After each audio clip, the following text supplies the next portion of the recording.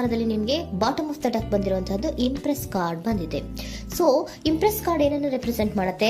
ಕೆಲವೊಂದು ರೀತಿಯ ನಿಮ್ಮ ಲವ್ ಲೈಫಿನ ವಿಚಾರದಲ್ಲಿ ಶಾಂತವಾಗಿರ್ಬೇಕು, ಸಮಾಧಾನವಾಗಿರ್ಬೇಕು, ಒಂದು ಪ್ರೀತಿ ಇರಬೇಕು ಅನ್ನುವಂತಹದ್ದು, ಮತ್ತೆ ಒಂದು ಸ್ಟೇಬಲ್ ಆಗಿರ್ಬೇಕು ಅನ್ನುವಂತಹ ರೀತಿಯಲ್ಲಿ ನೀವು ಆಲೋಚನೆಯನ್ನು ಮಾಡ್ತಾ ಇರುವಂತಹದ್ದು ಬಾಟಮ್ ಆಫ್ ದ ಡೆಕ್ ಅಲ್ಲಿ ರೆಪ್ರೆಸೆಂಟ್ ಆಗ್ತದೆ.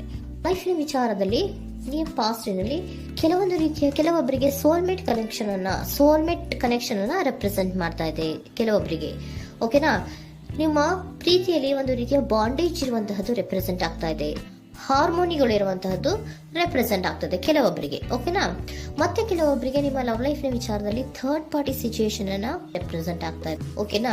ಥರ್ಡ್ ಪಾರ್ಟಿ ಸಿಚುಯೇಷನ್ಸ್ ಅನ್ನ ರೆಪ್ರೆಸೆಂಟ್ ಮಾಡ್ತದೆ ನಿಯರ್ ಪಾಸ್ಟಿನಲ್ಲಿ ನಿಮಗೆ.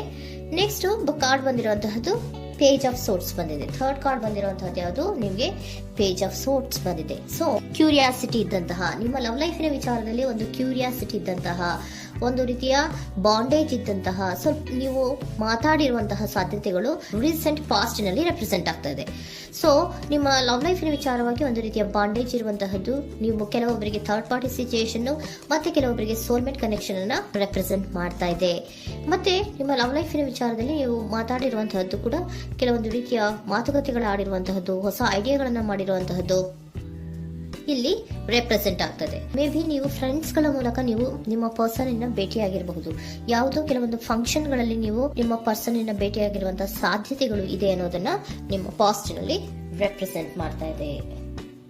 ನೆಕ್ಸ್ಟ್, ಅಟ್ ಪ್ರೆಸೆಂಟ್ ನಲ್ಲಿ ಯಾಕೋ ನಿಮ್ಮ ಲವ್ ಲೈಫಿನ ವಿಚಾರದಲ್ಲಿ ಫೀಲಿಂಗ್ ಲೆಫ್ಟ್ ಔಟ್ ಆಗಿರುವಂತಹ ಸಾಧ್ಯತೆಗಳು ರೆಪ್ರೆಸೆಂಟ್ ಆಗ್ತಾ ಇದೆ. ಅಟ್ ಪ್ರೆಸೆಂಟ್ ನಲ್ಲಿ ಯಾಕೋ ಕೆಲವೊಂದು ರೀತಿಯ ಚಿಂತೆಗಳಿರುವಂತಹದ್ದು, ವರೀಸ್ಗಳಿರುವಂತಹದ್ದು, ಬೇಜಾರಿನಲ್ಲಿ ನಿಮ್ಮ ಲವ್ ಲೈಫಿನ ವಿಚಾರದಲ್ಲಿ ಇರುವಂತಹದ್ದು ರೆಪ್ರೆಸೆಂಟ್ ಆಗ್ತಾ ಇದೆ.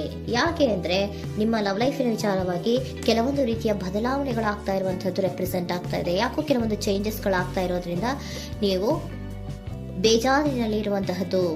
ನಿಮ್ಮ ಲವ್ ಲೈಫಿನ ವಿಚಾರವಾಗಿ ಯಾಕೋ ಪರಿಸ್ಥಿತಿಗಳು ಅಷ್ಟು ಚೆನ್ನಾಗಿಲ್ಲದೆ ಇರುವಂತಹದ್ದು ರೆಪ್ರೆಸೆಂಟ್ ಆಗ್ತಾ ಇದೆ. ಯಾಕೋ ಕೆಲವು ಬದಲಾವಣೆಗಳು, ಚೇಂಜಸ್ಗಳು ಆವಾಗಿಂದ ಆವಾಗಲೇ ಆಗ್ತಾ ಇರುವಂತಹದ್ರಿಂದ ನಿಮಗೆ ಬೇಜಾರಾಗಿರುವಂತಹದ್ದು ರೆಪ್ರೆಸೆಂಟ್ ಆಗ್ತಾ ಇರೋದು.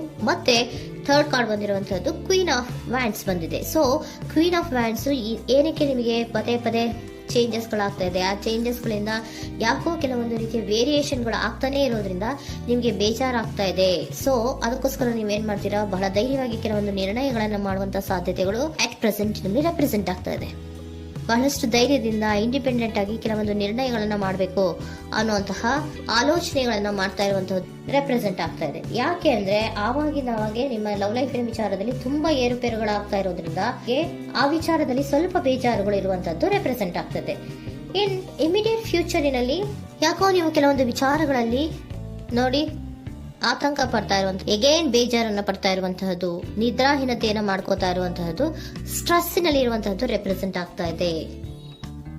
ಕೆಲವೊಂದು ನಿರ್ಣಯಗಳನ್ನು ತಗೊಳ್ಳುವಂತಹ ಸ್ಟ್ರೆಸ್ಗಳಲ್ಲಿ ಇರುವಂತಹದ್ದು ಕೆಲವೊಬ್ಬರಿಗೆ ಯಾಕೋ ಇಮಿಡಿಯೇಟ್ ಫ್ಯೂಚರ್ ನಲ್ಲಿ ಕೂಡ ರೆಪ್ರೆಸೆಂಟ್ ಆಗ್ತಾ ಇದೆ. ಆದ್ರೆ ಫ್ಯೂಚರ್ ನಲ್ಲಿ ನೀವು ಏನ್ ಮಾಡ್ಬೇಕಾಗಿತ್ತು? ಸೊ ಕ್ವಿಕ್ ಥಿಂಕಿಂಗ್ ಅನ್ನ ಮಾಡ್ಬೇಕಾಗಿತ್ತು. ಕೆಲವು ವಿಚಾರಗಳ ಬಗ್ಗೆ ನೀವು ಫೋಕಸ್ ಅನ್ನ ಮಾಡ್ಬೇಕಾಗಿತ್ತು. ಏನಾಗ್ತಾ ಇದೆ ನಮ್ಮ ಲವ್ ಲೈಫಿನ ವಿಚಾರದಲ್ಲಿ ಅನ್ನೋದನ್ನ ಫೋಕಸ್ ಅನ್ನ ಮಾಡಿದ್ರೆ ನಿಮ್ಮ ಲವ್ ಲೈಫಿನ ವಿಚಾರದಲ್ಲಿ ಕೆಲವೊಂದು ರೀತಿಯ ಫುಲ್ಫಿಲ್ಮೆಂಟ್ಗಳು, ಸಮಾಧಾನಗಳು, ಖುಷಿಗಳು ಇರುತ್ತೆ. ಯಾವಾಗ ನೀವು ಫೋಕಸ್ ಅನ್ನ ಮಾಡೋದಿಲ್ವೋ ಆಗ ನಿಮ್ಗೆ ಮತ್ತಷ್ಟು ಆತಂಕಗಳು, ಬೇಜಾರುಗಳು ಆಗುವಂತ ಸಾಧ್ಯತೆಗಳು ಇದೆ. ಇದು king of swords, nine of swords ಇನ ಕ್ಲಾರಿಫಿಕೇಶನ್ ಕಾರ್ಡ್ ಅಷ್ಟೇ. ಅಂದ್ರೆ ಏನು? ನೀವು ಕೆಲವೊಂದು ವಿಚಾರಗಳಲ್ಲಿ ಫೋಕಸ್ ಅನ್ನ ಮಾಡಬೇಕು. ಲವ್ ಲೈಫಿನ ವಿಚಾರಗಳಲ್ಲಿ ಫೋಕಸ್ ಅನ್ನ ಮಾಡಿ ಕೆಲವೊಂದು ರೀತಿಯ ಆಕ್ಷನ್ಸ್ ಗಳನ್ನ ತಗೊಂಡ್ರೆ ಫುಲ್ಫಿಲ್ಮೆಂಟ್ ಗಳಾಗುವಂತಹ, ಸಮಾಧಾನಗಳಾಗುವಂತಹ, ಖುಷಿಗಳಾಗುವಂತಹ ಸಾಧ್ಯತೆಗಳು ಇದೆ. ಕರೆಕ್ಟ್ ಆಗಿ ಮಾತಾಡಬೇಕು. ಏನ್ ಮಾತಾಡಬೇಕು ನಿಮ್ಮ ಲವ್ ಲೈಫಿನ ವಿಚಾರವಾಗಿ ಕರೆಕ್ಟ್ ಆಗಿ ಮಾತಾಡಿ ಕೆಲವೊಂದು ರೀತಿಯ ಕ್ಲಿಯರ್ ಥಿಂಕಿಂಗ್ ಅನ್ನ ಮಾಡಿ ಕ್ವಿಕ್ ಆಕ್ಷನ್ಸ್ ಅನ್ನ ತಗೊಳ್ಳುವಂತಹದ್ದು ರೆಪ್ರೆಸೆಂಟ್ ಆಗ್ತಾ ಇದೆ. ಓಕೆನಾ? ಇದಿಷ್ಟು ನಿಮ್ಮ ಕಾರ್ಡ್ಸ್ ನ ರೀಡಿಂಗು. ನೆಕ್ಸ್ಟ್, ಏಂಜಲ್ ಗೈಡೆನ್ಸ್ ನಿಮ್ಗೆ ಏನ್ ಹೇಳ್ತಾ ಇದ್ದಾರೆ ಅನ್ನೋದನ್ನ ನೋಡೋಣ.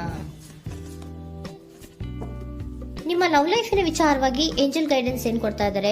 ವೇಟ್ ಅಂತ ಹೇಳ್ತಾ ಇದ್ದಾರೆ. ಸ್ವಲ್ಪ ತಾಳ್ಮೆಯಿಂದ ಇರೋ. ಅವಸರದಲ್ಲಿ ಯಾವ ನಿರ್ಧಾರವನ್ನ ಕೂಡ ಮಾಡಬೇಡ ಅನ್ನೋದನ್ನ ಏಂಜಲ್ ಗೈಡೆನ್ಸ್ ಕೊಡ್ತಾ ಇದ್ದಾರೆ. It's up to you. ಇದು ಎಲ್ಲ ನಿನಗೆ ಬಿಟ್ಟಿರುವಂತಹದ್ದು. ಬೇಗ ಬೇಗ ಕೆಲವೊಂದು ನಿರ್ಧಾರಗಳನ್ನ ಕ್ವಿಕ್ ಥಿಂಕಿಂಗ್ ಅನ್ನ ಮಾಡಿದ್ರು ಕರೆಕ್ಟ್ ಆಗಿ ಕ್ಲಿಯರ್ ಥಿಂಕಿಂಗ್ ಅನ್ನ ಮಾಡಬೇಕು. ಸೊ ಕ್ಲಿಯರ್ ಥಿಂಕಿಂಗ್ ಅನ್ನ ಮಾಡೋದಕ್ಕೆ ಲವ್ ಲೈಫ್ ನ ವಿಚಾರವಾಗಿ ಸ್ವಲ್ಪ ಟೈಮು ಬೇಕಾಗುತ್ತೆ. ಅದಕ್ಕೋಸ್ಕರನೇ ಏಂಜಲ್ ಗೈಡೆನ್ಸ್ ನಿಮ್ಗೆ ಏನ್ ಕೊಡ್ತಾ ಇದಾರೆ, ಸ್ವಲ್ಪ ವೇಟ್ ಮಾಡಿ. ಇಟ್ಸ್ ಅಪ್ ಟು ಯು, ಇದು ನಿಮ್ಗೆ ಬಿಟ್ಟಿರುವಂತಹದ್ದು. ಪರ್ಫೆಕ್ಟ್ ಟೈಮಿಂಗ್, ಕೆಲವೊಂದು ವಿಚಾರಗಳಿಗೆ ಪರ್ಫೆಕ್ಟ್ ಟೈಮಿಂಗ್ ಅನ್ನೋದು ಅಥವಾ ಡಿವೈನ್ ಟೈಮಿಂಗ್ ಅನ್ನೋದು ಬರಬೇಕು. ಆಗ ಕೆಲವೊಂದು ನಿರ್ಣಯಗಳನ್ನ ಮಾಡಬಹುದು. ಸ್ವಲ್ಪ ನೀವು ಈಗ ಯಾವುದೇ ರೀತಿಯ ಅವಸರದ ನಿರ್ಧಾರಗಳನ್ನು ಮಾಡೋದು ಬೇಡ ಅಂತ ಹೇಳ್ತಾ ಇದ್ದಾರೆ. ಓಕೆ, ಸರೆಂಡರ್ ಕಾರ್ಡ್ ಏನ್ ಹೇಳ್ತಾ ಇದ್ದಾರೆ ಅನ್ನೋದನ್ನ ನೋಡೋಣ. So surrender frustration doesn't open any doors. The key to resolving a dilemma, dissolving a block, is to take a breath, center yourself and regroup, so may approach the situation more calmly. Frustration, ಹತಾಶೆ ಅನ್ನೋದು ಮಾಡ್ಕೋಬೇಡಿ. ಹತಾಶೆ ಮಾಡ್ಕೊಳ್ಳೋದ್ರಿಂದ ನಿಮ್ಗೆ ಯಾವುದೇ ರೀತಿಯ ಹೊಸ ಐಡಿಯಾಗಳು ಬರಲ್ಲ, ಹೊಸ ಥಿಂಕಿಂಗ್ಗಳು ಬರಲ್ಲ, ಕ್ಲಿಯರ್ ಥಿಂಕಿಂಗ್ ಅನ್ನ ಮಾಡಕ್ಕೆ ಸಾಧ್ಯ ಆಗಲ್ಲ. ಸೊ ಅದಕ್ಕೆ ನೀವೇನ್ ಮಾಡ್ಬೇಕು, ಫ್ರಸ್ಟ್ರೇಷನ್ ಅನ್ನ ಬಿಟ್ಬಿಟ್ರೆ ನೀವು ಸಮಾಧಾನವಾಗಿ ಯೋಚನೆ ಮಾಡಿ ಕೆಲವೊಂದು ನಿರ್ಧಾರಗಳನ್ನ ಮಾಡಿ ಅನ್ನೋದನ್ನ ಸರೆಂಡರ್ ಕಾರ್ಡ್ ಕೂಡ ನಿಮ್ಗೆ ಹೇಳ್ತಾ ಇದ್ದಾರೆ. ಸೊ ನಿಮ್ಮ ಲವ್ ಲೈಫಿನ ವಿಚಾರದಲ್ಲಿ ಈಗ ಸ್ವಲ್ಪ ನಿಮ್ಗೆ ಬೇಜಾರುಗಳಿರುವಂತಹದ್ದು, ಕೆಲವೊಂದು ಬದಲಾವಣೆಗಳು, ವೇರಿಯೇಷನ್ಗಳು ಆಗ್ತಾ ಇರುವಂತಹದ್ದು ರೆಪ್ರೆಸೆಂಟ್ ಆಗ್ತಾ ಇದೆ.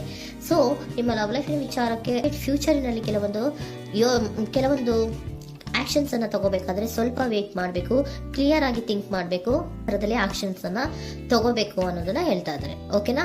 ಆಗ ಮಾತ್ರ ನಿಮ್ಗೆ ನಿಮ್ಮ ಎನರ್ಜಿಯಲ್ಲಿ ಏನ್ ಶಾಂತತೆ ಬರಬೇಕು ಅಂತ ಹೇಳ್ತೀರಲ್ಲ, ಆ ಶಾಂತತೆ ಏನ್ ಬರಬೇಕು, ಲವ್ ಲೈಫಿನ ವಿಚಾರವಾಗಿ ಶಾಂತತೆ ಯಾವಾಗ ಬರುತ್ತೆ ಅಂದ್ರೆ ನೀವು ಕ್ಲಿಯರ್ ಥಿಂಕಿಂಗ್ ಅನ್ನ ಮಾಡಿದಾಗ ಮಾತ್ರ ಬರುವಂತಹದ್ದು ಅನ್ನೋದು ಕಾರ್ಡ್ಸ್ ಗಳಲ್ಲಿ ರೆಪ್ರೆಸೆಂಟ್ ಆಗ್ತದೆ.